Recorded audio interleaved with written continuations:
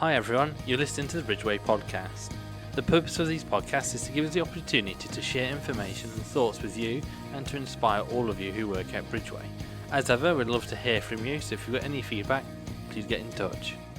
Good morning, everybody.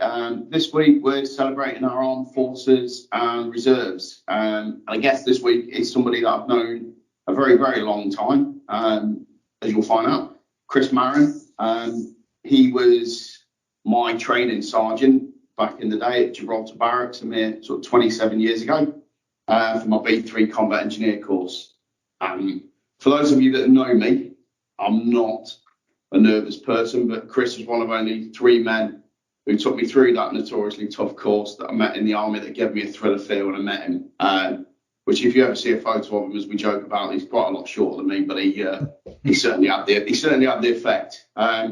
We didn't see each other again after training for 3 or 4 years, then a chance meeting in Poole, followed by a talk I gave at the University of Nottingham on something completely unrelated. And one of my guest speakers was Chris's son, Alex, who at the time I said I owed him 1 or 2 because Chris was in a bad mood back in the day because he was getting no sleep because Alex was the tiny top. It put us back in contact after a lot of years, and now we've had a hefty beer session catching up. And as with all people, mostly in uniform, we've got a common bond, which has formed what I would have thought an unlikely friendship 27 years ago when I was on my face doing press-ups till my eyes bled. I owe more to Chris than I can put into words with what he taught me. Although it was hard at the time, it's kept me alive in subsequent situations that I've found myself in.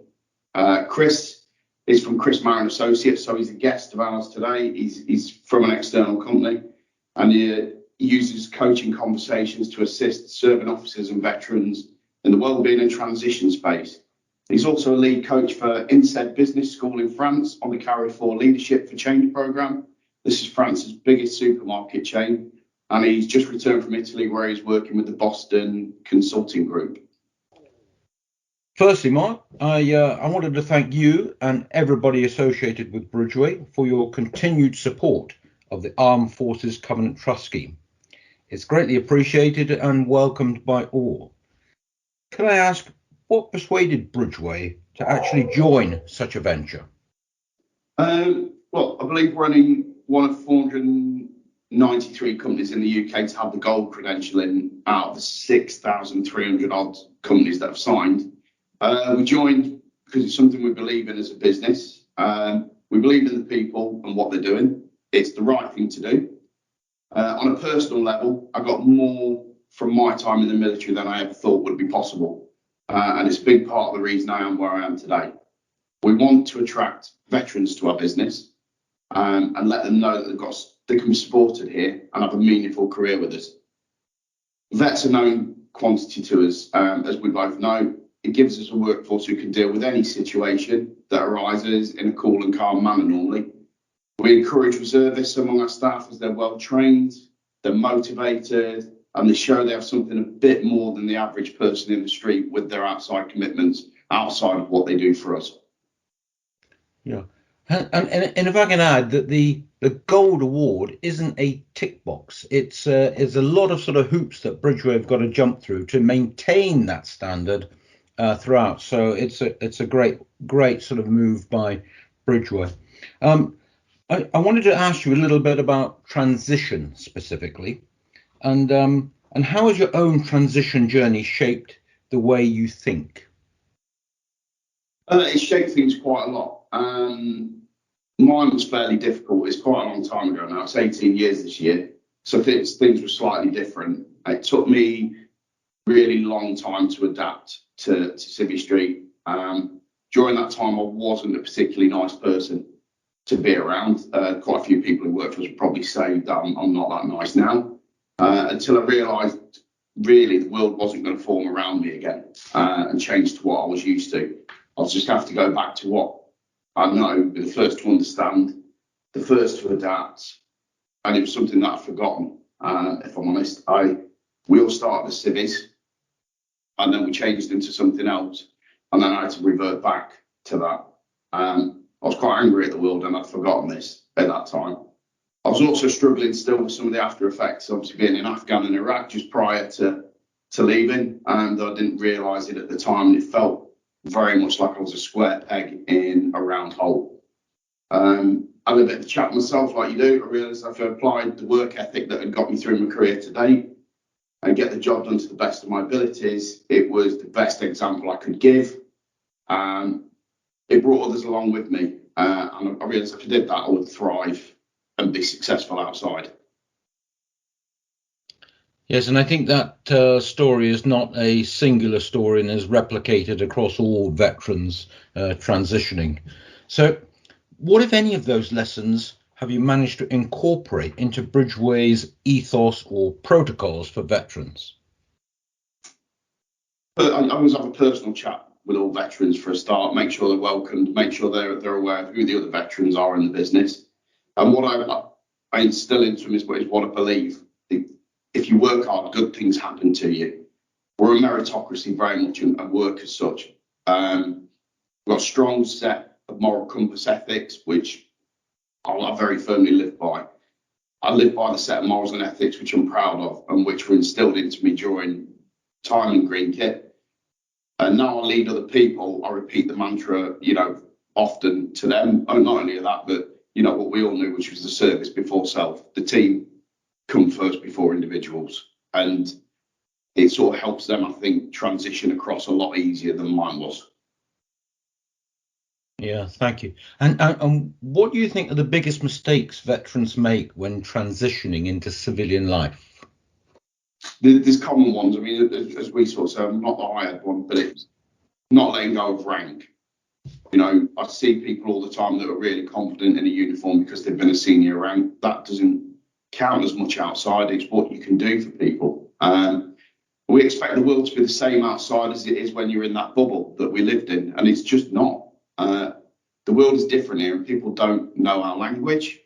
And what they need to do is, as I did, know that we adapted into service and we need to adapt out of it again and join the real world. Yeah, brilliant. Yeah. So what advice would you give a newly transitioned veteran into Bridgeway, or to any other company for that matter?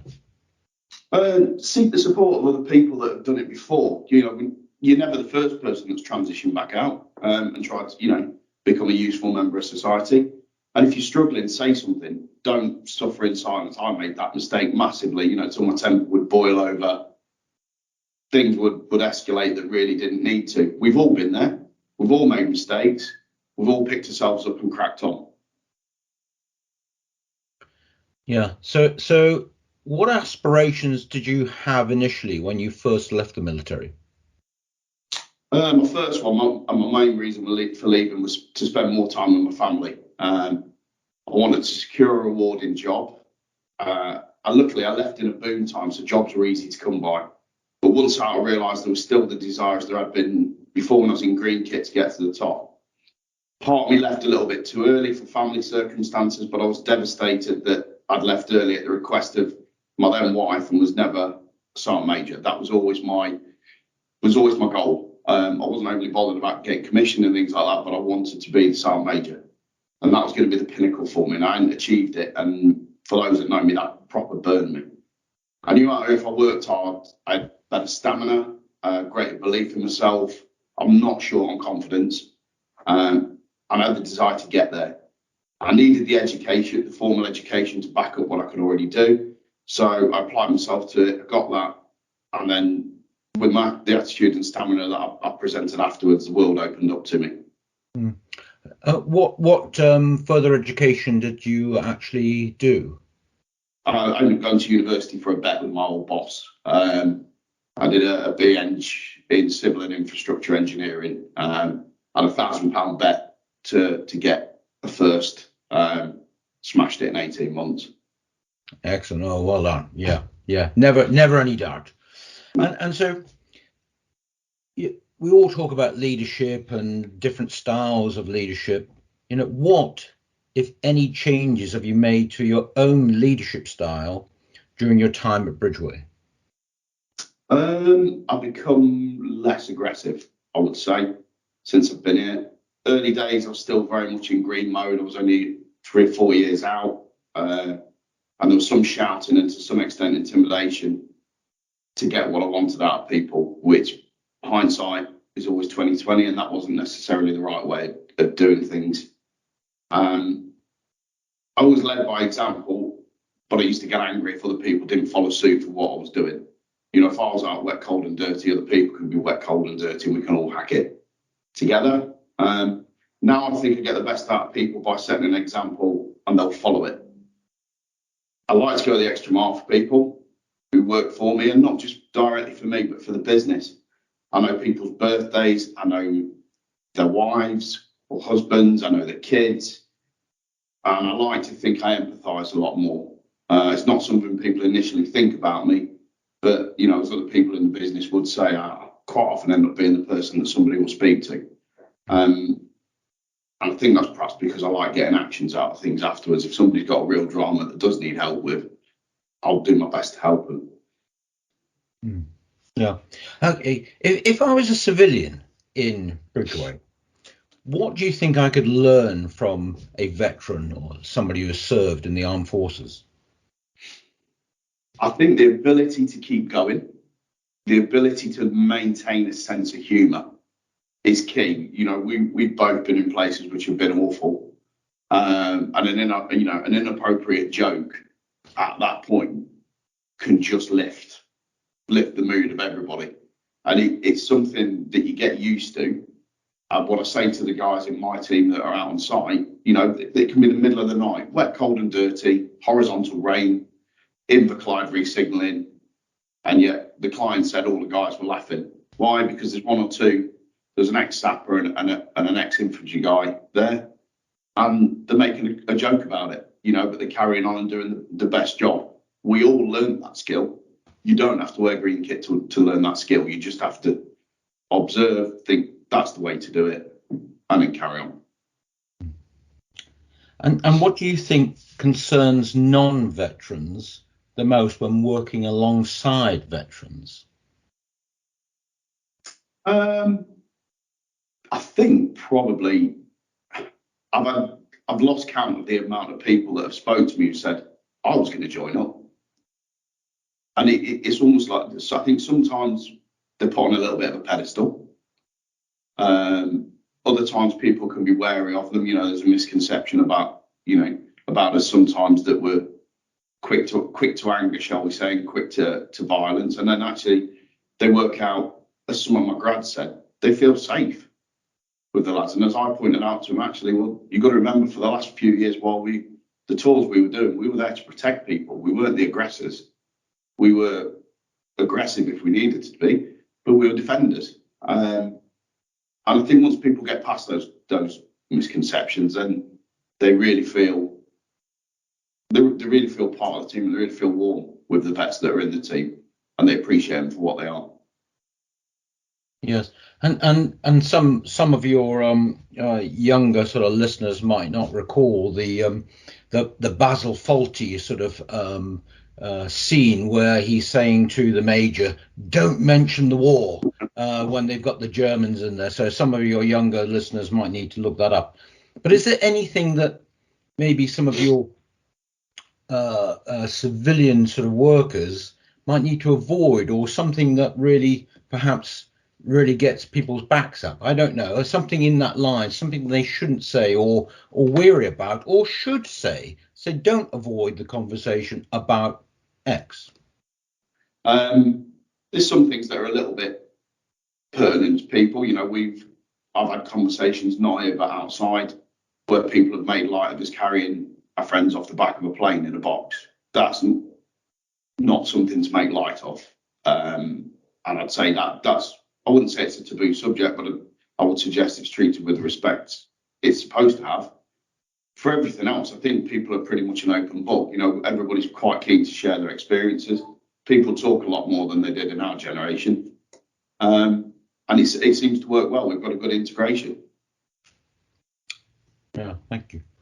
Would you encourage any of your Bridgeway colleagues to join the reserves? Yeah, we do. I've got active reservists at the minute. My drilling manager is an active reservist with one of the specialist teams. I took Dom through training many moons ago. We've got a couple of people within the team that Dom was a training NCO for as well. So we've got a linear linear thing. Dom's still active with 530 STRE. We've also got affiliations with 507 STRE, which is the rail infrastructure STRE, and I've got a couple at the minute going through the application process to join there. So they'll do the, like we did, they'll do the basic combat engineer course, and then they'll go off to 507 to do the specialist to arms training. Mark, I think we'd better finish it there. I think our 15 minutes are up. So thank you for being so honest and open with us, sharing your own journey and successes that can, and I believe will, inspire anybody to become an active and valued partner at Bridgeway. And who knows, who might be inspired to join the reserves after listening to this amazing podcast. Well, fingers crossed. Well, yeah, cheers, Chris. It's back to the day job for us now. So I'd like, for everybody listening, I'd like to thank Chris for his time on this one and coming in to do this with me, joining us from France. Nice little trip down memory lane, although, you know, our memories vary on some of the things there. And a chance to chat with a friend is always welcome. Final part from me, thanks as ever from me and the Bridgeway team to brothers and sisters, the ones who've gone before us during our time and after our service, and a happy Armed Forces Week to them and all the reservists that are still juggling the day jobs with the reserve commitments. Thanks to our civic counterparts here for understanding our way of things and for embracing the banter. I hope you all enjoyed this edition of our podcast and look forward to the next edition next month.